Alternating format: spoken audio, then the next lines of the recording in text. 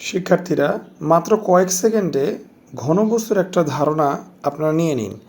খেয়াল করুন, স্ক্রিনে যে জিনিসটা দেখতে পাচ্ছেন এটা একটা ঘনবস্তু। কেন এটাকে আমরা ঘনবস্তু বলি? কারণ ঘনবস্তুর এরকম একটা শেপ থাকে, ঠিক আছে? আর এটাকে আয়তাকার ঘনবস্তু বলা হচ্ছে কারণ আপনারা দেখতেই পাচ্ছেন যে এর উপরের তল এবং নিচের তল সমান, আবার এর ডান দিকের তল এবং বাম দিকের তল সমান। এই শেপটাকে আসলে আয়তাকার ঘনবস্তু বলে। একটু যদি মনোযোগ দেন, এরকম আয়তাকার ঘনবস্তুর তল মানে পৃষ্ঠ টোটাল 6টা হয়ে থাকে। একটু খেয়াল করেন, বুঝিয়ে দিচ্ছি। এই দেখেন, এটা হচ্ছে উপরের পৃষ্ঠ একটা, আবার নিচেরটা খেয়াল করেন, এটা হচ্ছে নিচের পৃষ্ঠ 2টা। এবার ডানের পৃষ্ঠ খেয়াল করেন, ডানের পৃষ্ঠ 3 নাম্বার, বামের পৃষ্ঠ খেয়াল করেন, বামের পৃষ্ঠ 4 নাম্বার। এবার সামনের পৃষ্ঠ খেয়াল করেন, এটা হচ্ছে সামনের পৃষ্ঠ 5 নাম্বার।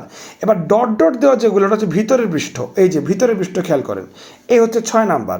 তো আয়তাকার ঘনবস্তুর আসলে এরকম 6টা পৃষ্ঠদেশ বা তল থাকে, মনে রাখবেন। আর সমগ্র ঘনবস্তুর এই 6টা তলের কারণে সমগ্র ঘনবস্তুর মাত্রা আসলে 3টা হয়ে থাকে: দৈর্ঘ্য, প্রস্থ, উচ্চতা। দেখেন, এটুকু হচ্ছে দৈর্ঘ্য, এটুকু হচ্ছে প্রস্থ, আর নিচ থেকে উপরেরটুকু হচ্ছে উচ্চতা। দৈর্ঘ্য, প্রস্থ, উচ্চতা সমন্বয়ে আসলেই ঘনবস্তু তৈরি হয়। তবে যদি শুধুমাত্র একটা তলকে আপনি কল্পনা করেন, তখন একটা তলের মাত্রা হবে 2টি। ধরেন 6টা তল আছে, যে কোনো একটা তল কল্পনা করি, ডান পাশের তল কিংবা উপরের তল, যে কোনো আমরা একটা তল কল্পনা করি না কেন, একটা তল যদি প্রশ্নে থাকে তখন এর মাত্রা হবে 2টা। কী কী মাত্রা হবে? দৈর্ঘ্য হবে এবং প্রস্থ। তবে যখন বলবে ঘনবস্তুর মাত্রা কয়টা, ঘনবস্তুর মাত্রা সর্বদাই 3টা: দৈর্ঘ্য, প্রস্থ, উচ্চতা।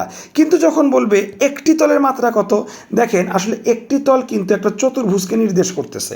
আপনি যে কোনো একটা তলকে কল্পনা করেন, আমি মার্ক করে দেখছি, এগুলো একটা চতুর্ভুজ নির্দেশ করে। আর সবসময় মনে রাখবেন, একটা চতুর্ভুজের সর্বদা মাত্রা হয় 2টা: দৈর্ঘ্য এবং প্রস্থ। চতুর্ভুজের কোনো উচ্চতা মাত্রা হয় না।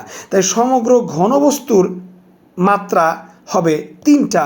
কিন্তু যদি ঘনবস্তুর একটি তলকে কল্পনা করতে বলে, তখন একটি তলের মাত্রা হবে 2টা। Thank you.